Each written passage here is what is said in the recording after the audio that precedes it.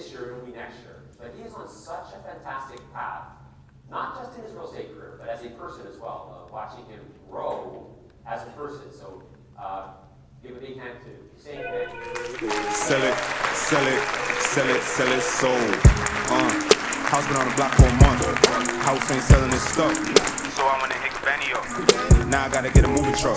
Sold the most on the street.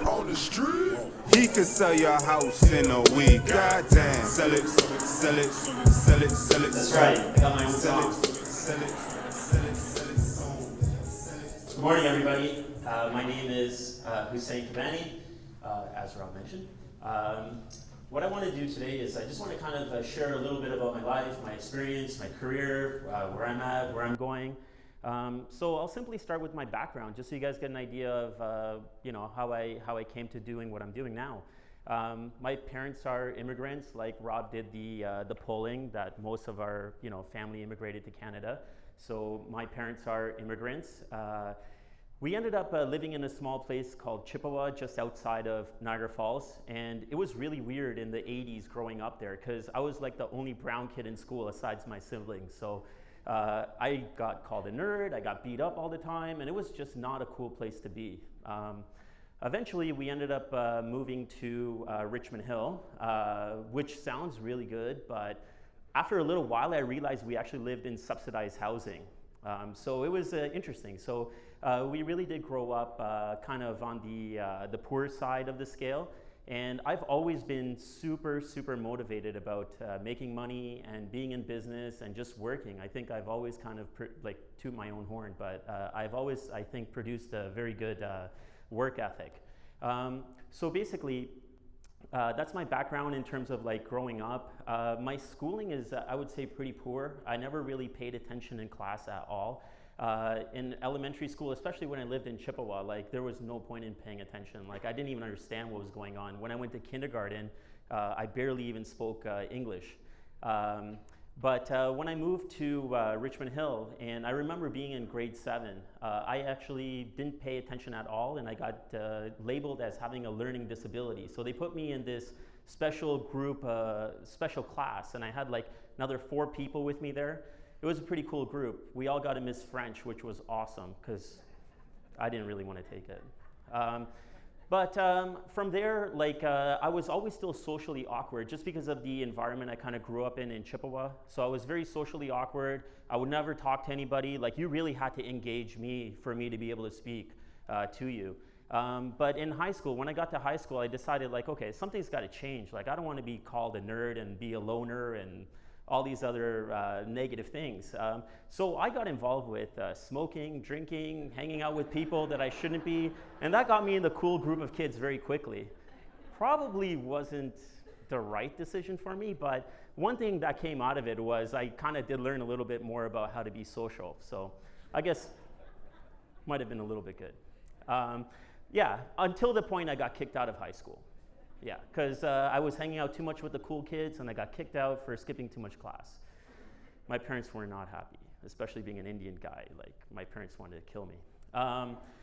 But what ended up happening from there is that I really had to start to take responsibility. So just kind of to backtrack, so that's kind of my schooling career or my schooling background.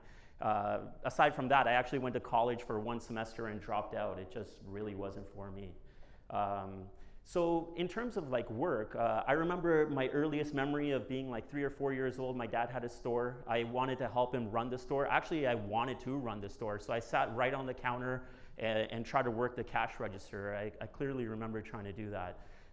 From there, I remember when we moved to Richmond Hill, my dad worked at a candy factory. So they brought like broken packaged of candies home. So what I did was instead of eating them, I got my mom to give me a bunch of jars. I took our coffee table to the end of the driveway and I sold them to kids. So everyone gave me 5 cents, all in pennies, and every week I rolled up all my pennies and I had a couple of bucks. So I think I was the richest 9-year-old in my neighborhood at that point. Yeah, from there, I did a lot of different things. Like I did paper routes, which I got fired from as well, because I was trying to speed up the process. I got my dad to drive and I would just throw the paper out the, yeah, they didn't like that. But like even when I was 15 years old, I remember that I was like a shift supervisor at Harvey's. I thought it was kind of nuts now that I look back at it. Like I was 15 years old and they left me with a group of 3 or 4 staff and I locked up the restaurant every night, like counted cash, deposits, everything. Like I was 15, it was kind of wild. Well, that restaurant went under, by the way. After that, I ended up working at a company called FCI Automotive. So I was 16 years old when I went to work night shifts over there. I worked assembling Ford Taurus airbag harnesses. So I remember I went in at work at 11 p.m. It was July 24th. July 25th is my birthday. I watched the clock turn 12 o'clock and I was like 17 years old working in a factory making airbag harnesses. So that was an interesting experience that I remember very clearly. After that, I kind of slacked off a little bit. I didn't do much. And then I ended up, which was a career changer for me, and actually really established a corporate career for me. I ended up at a company called Applica Consumer Products. There's a long history there, and I don't want to get into the whole lot of it because it's going to take me forever. But short story short is basically what ended up happening was I went there as a temporary worker. I worked unloading containers by hand and putting it on pallets. And from there, they saw my level of motivation and work ethic. So what ended up happening was I ended up learning how to drive a forklift. I worked shipping and receiving. I ended up having an opportunity to move to the sales office to work customer service. From there, I went to sales coordinator, sales analyst. And eventually what happened was that I always heard around the office, we have a massive inventory problem, lots of excess inventory. And I just took the initiative to try to look at it and see what was going on. And I kind of realized what our problem was. I went to one of our managers and I said, like a director, and I said, this is what's kind of happening over here. And they gave me a small project to kind of prove it with. And I did prove it. So they fired the supply chain person. So what ended up happening in my 7 or 8 year career over there is I went from basically unloading containers to actually overseeing a couple of departments, customer service, logistics, sales planning, forecasting, and overseeing the purchase to support a $120 million business. So that was a pretty cool experience for me, and I learned a lot in the corporate world. When my corporate world was starting to come to an end, what ended up happening was that I knew it was coming to an end because our company was doing a lot of mergers and acquisitions. So I always wanted to be involved with real estate. And so what I did was I started working on my real estate license. In September 2011, I got my real estate license. So I started trading part-time. And for about a year, I traded part-time. Ironically enough, it was exactly a year later that I got restructured out of the company I was working with. And I actually had a couple of good options. Like for my first year doing part-time, I think I ended up doing 12 transactions, just part-time. And I had an option of basically going to work for a couple of other companies because I had a kind of a reputation within the industry that I would be good at logistics and supply chain. But what I decided was that since I was doing well with doing it part-time, I decided to take a risk. For me, it was really risky at this time. I just had moved to Pickering and I bought a house, and like I wasn't even comfortable. It was like 9 months or so after I bought this house and closed on it, and it was very uncomfortable for me, but I don't know, something pushed me inside to keep going that way. So I did, and it was really the right decision for me. So I continued on that path, and I had a goal of making $250K. Like that was like a milestone for me, and I thought, wow, like if you can make $250,000, like that's a lot of money. Like where would you go from there? Like you'd be pretty comfortable. It turned out that I ended up actually getting to that level, almost winging the whole business by like 2014. So I got licensed in 2011. By 2014, my first year I did, or like by 2014, I did 250K. And then after that, I was thinking, wow, like if I just winged this and did this more or less on my own, like I wonder, you know, what else I could do and how far I can take it. That was a time where I kind of decided to move over to Remax, and they have like all these awards that are pretty much ranked on gross income. And Chairman Award looked pretty cool. Not a lot of people were getting it, and it was $500,000. And I was like, I think I can do this, and it seemed very unreal. So at the beginning of 2015, I started to work towards getting this. I think I was 4 months into this, And I was looking at my sales and tracking, and I was like, this is not going the right way. Like, there's no way. Like, I'm basically mirroring my production from 2014. Like, it's not going to happen. So I really started to look around for coaching. I looked at a lot of different places, and eventually I ended up signing up with Rob Vivian. So I was lucky enough, like he said, he's not going to take on any more people, but I was lucky enough to somehow convince Rob Vivian to coach me.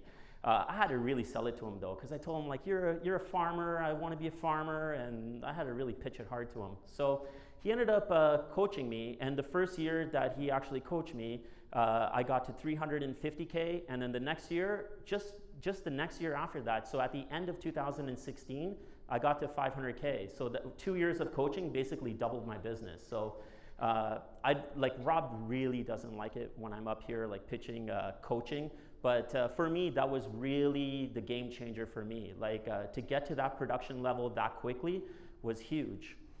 So that was at the end of 2016. I was so happy that my T4A said 505K. And then where do you really go from there? Like, I mean, obviously to keep shooting up, but the barriers get a little bit more harder to kind of break through. So it was kind of like what I was saying last year is that I look at it as like being floors in a building, and you got to kind of keep working to break through each floor to kind of get to where you're going. So I was kind of chipping away at this. And then, so my production level from there has more or less been kind of around that 550 to 650 range. And then we started to build a team with Rob's help. So we got an agent on board and we started doing more transactions. I had another agent join me, but he just quit recently. He couldn't take me anymore. Yeah, I think I just pushed him too hard. But yeah, so basically what ends up happening is that for me personally, I end up in a spot now. For the last 5 years, I've had very good business growth, I would say. And I was kind of always chasing the financial part of it, in which I still am. But all throughout that whole time, I kind of missed out on doing a lot of other things. So the theme of this event is kind of good for me because it kind of says where I am at right now. This is my time. So right now, I'm kind of in the process of restructuring a lot of my life, my business life, my personal life, a lot of different things. My priorities have really shifted for me. So where I am at right now is that as a team, we're doing a production of about 750. Like last year, we did about $750,000 as a team. My production is still around like 550, 600 individually. So our team production is really good still, and it's still going to continue to build. But right now, what I'm doing is I'm actually at the same time with building a business, I'm restructuring, like I said, my personal life as well. So a lot of things are going on for me right now. While building this business, there's so many other obstacles I ran into that I never thought I would even run into. Because you don't really think about it when you get carried away trying to build a business and trying to make money and building the business. I actually ran into a lot of accounting issues. I didn't know how to actually plan properly and get my accounting done. I ran behind. There was a lot of stress trying to get through that. Like I had CRA sending me bills for like $200,000, and it was a very, very stressful time to try to sort everything out. Getting like another accountant, getting like tax lawyers and stuff like that to try to help sort it out. Even then, trying to choose an accountant a couple of times, that didn't go my way. So with even scaling and building the business, just on the financial side, there was like a lot of issues to kind of sort out and iron out how your financials should be actually tracked. Aside from the financial part of it, like the business structure of it has been and is continuing to be very challenging for me. To be able to run a team of agents, to have staff for you there, to work as your admin, it's a very difficult thing. So this is where I'm at right now. We have this infrastructure that I continue to build on, and with me trying to change a lot of the things that are going on and trying to stay focused. So what I would say now is that, so that's kind of the stage we're at right now, so I'm trying to restructure. So I think moving forward for me for the next 5 years, everything has kind of looks like that I'm going to kind of like level out my production. My main focus right now is to improve my efficiencies. As much as I've been with coaching with Rob for the last 4 or 5 years, calling the database and everything else like that, like I haven't been doing it 100%. I would get on board with it and then I get off board with it.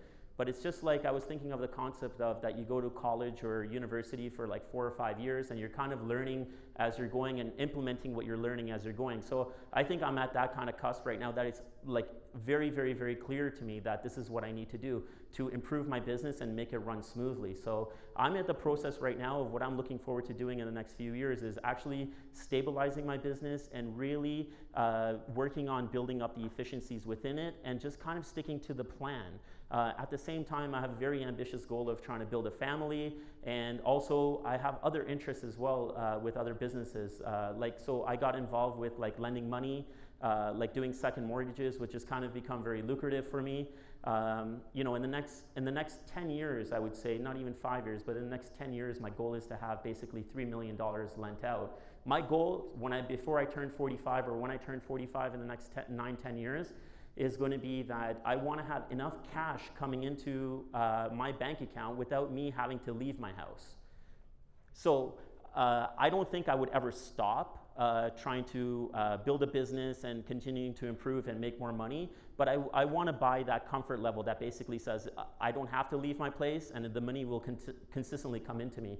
So that's kind of my plan moving forward, but a lot of it is coming through right now in a different way through my coaching. So a lot of it is becoming psychology and breaking through mental barriers that I even set up for myself. A lot of this stuff is a lot harder to kind of get through when you start thinking about it by yourself, but when I run it through Rob when I run it through Rob, it also becomes a lot more clearer for me. So it's not just like basically watching my transactions and everything else like that, but it's really clearing up my mind and showing me that it's very easy. And I'll be very honest with you guys, there was a period where I was kind of in a slump and I just basically said like, hey, like what's gonna happen with my business? Like I'm not really producing at the level I need to produce at to uphold my business. And you know, there was a very simple thing. Rob just told me like, hey, this is all in your head. Like this is a very fixable issue that you have right now. I didn't even call it an issue. He said this is very fixable. He's like, it's a 48-hour fix. And it was one thing that he told me. He just told me to keep saying to myself, buyers and sellers reach out to me every day. And honestly, within 24 hours, my phone just started ringing again. It sounds crazy, and I know Rob even says it that, you know, when you start saying these things and it happens to you, you're like, wow, but it happened to me. But that's exactly the way that it played out. So that's kind of been my real estate path. It's been really hectic and confusing, but you know, with the right coaching, which I think everyone should be in, I think you guys can all push through it.